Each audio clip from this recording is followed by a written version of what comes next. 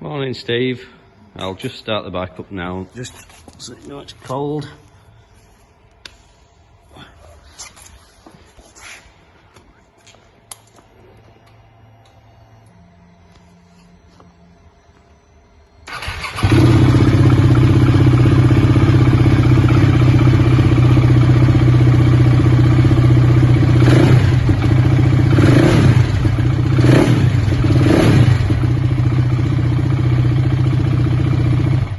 Hope that helps, buddy.